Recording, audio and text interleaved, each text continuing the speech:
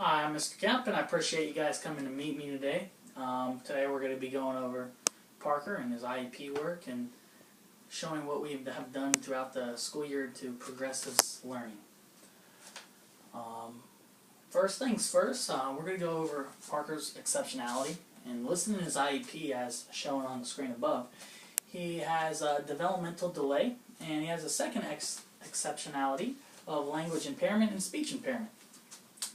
Meaning Parker has communication needs, and he has to have required assistance with his curriculum and also additional assistance in his learning environment and social and emotional behavior and mannerisms. Okay,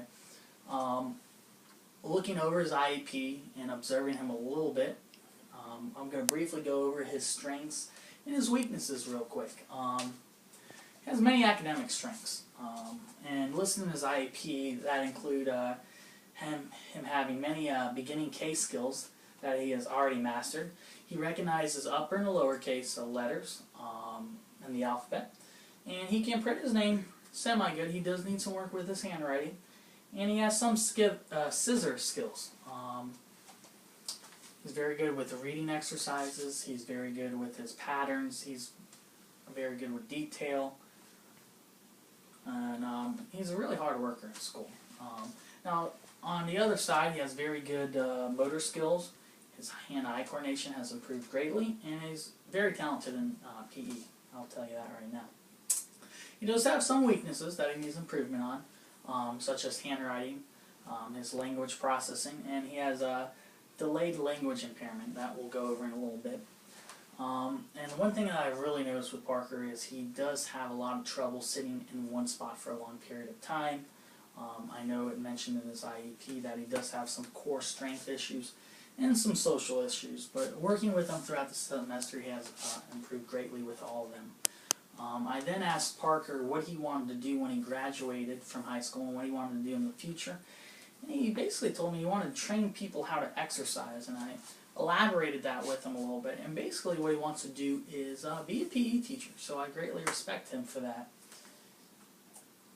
I want to talk to you a little bit about my classroom setting. Parker is in a full autism class with other kids with that exceptionality. Parker has a lot of benefits in this class. He has full-time classroom assistants to aid in schoolwork. Okay. Parker does participate in a mainstream math class. So some of my other students will stay with me, and I will send Parker to a mainstream math class because he is very good in math. Next thing I'm going to discuss with you is Parker's student performance.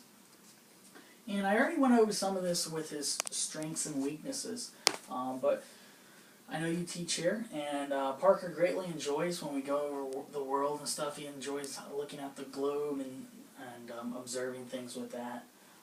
He does really enjoy playing with other classmates, and like I said, I talk to the PE teacher all the time. He says Parker's one of his top students in his class, and I know he loves seeing you and his twin sister here at the school.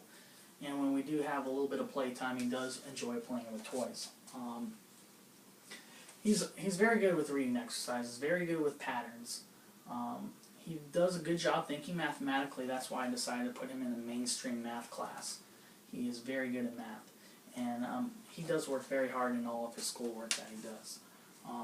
Like I mentioned, he's very good at physical activity, meaning he has great motor skills, high hand-eye coordination, and he's just very talented in that area.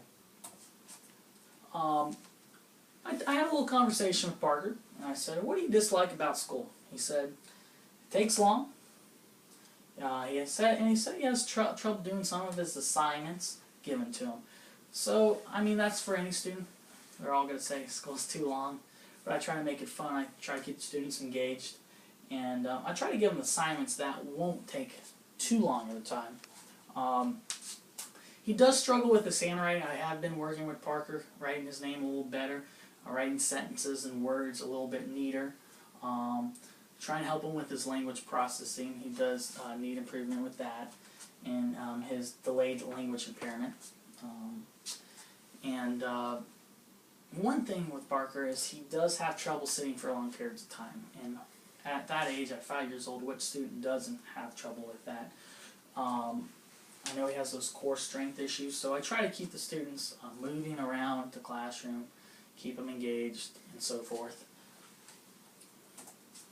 The one problem that we've talked about is his behavior. He is actually a very well-behaved kid. He does sometimes get a little mad, and that's quite all right. Parker is in, like I said, he is in a full autism class with students that have severe autism, and they seem to get mad easily and so forth, and that makes Parker mad. Parker gets mad when other students get mad at him, and unfortunately we need to work this out a little bit. He's only gotten in trouble one time this year in my class. He's been a very well-behaved student, and I told Parker that one time he got pretty mad. I said, "Parker, what do you do to help yourself become less mad?" And he says, "Just relax and take a couple deep breaths." And I think that pretty much worked for him. What I'm going to discuss with you now is 3 strategies, along with many other ones I've implemented in the classroom to help Parker and help him in his future education. And one thing that I want to do with my students is I like to plan daily physical activities, bringing the students outside, have them run, climb, and jump. And one of my favorite activities that I like to do with the students, and the students also really greatly enjoy, is playing a game called the leapfrog activity. And basically what this is I'll get all my students, I'll put them in a long line, start one student off, and I'll put one behind the other. And as you can see the kids here in the illustration, that's leapfrog. But instead of just normal leapfrog, I like to incorporate educational purposes. For example, with our spelling, I'll line all the kids up. If they spell the word right, they get to leap in front of the other student. Also with adding and subtracting, I'll have a piece of paper in my hand, 5 plus 1. If they say 6, they'll jump ahead. If not, I'll take the time to go over what they did wrong and help them get the correct answer. So this keeps the students engaged, it keeps the students physical activity, and I know Parker lacks sitting in one spot for a long time, so this helps him out a lot with moving around and so forth. And I'm telling you this stuff because you can maybe do some of this stuff with your student at home, your child at home, when you're doing different activities such as reading or writing or even math work. They can try to incorporate something where they're moving around and not just sitting in one spot for a long period of time. One of my biggest things that I'm all for is cooperative learning, but it has to be used correctly. And if you don't know what cooperative learning is, this is sometimes called small group learning, and basically it's an instructional strategy in which small groups of students work together on a common task. Different tasks such as solving a math problem, or working on a reading assignment or a writing assignment together as a group. As you can see, the students working together, collaborating with one another to get the assignment done. And I know Parker lacks some speech skills and some communication skills, and this also allows him to communicate with other students and speak to the students. And one of my last things is I focused with Parker on his communication development. And I know he's not the only student in my class that lacks speech and language. So what I decided to do is show you a list of things that I do in my classroom to help him with this exceptionality. For example, I'll use large, clear pictures to reinforce what you are saying. And one thing that I do is I speak slowly and deliberately to the student. I paraphrase back what the student has said. That gives them the time to think and reflect what they actually told me, and not, just so straightforward. Another thing that I do is I'll label areas in the room with words and pictures. For example, in front of our bathroom, I put a picture of a bathroom, and I also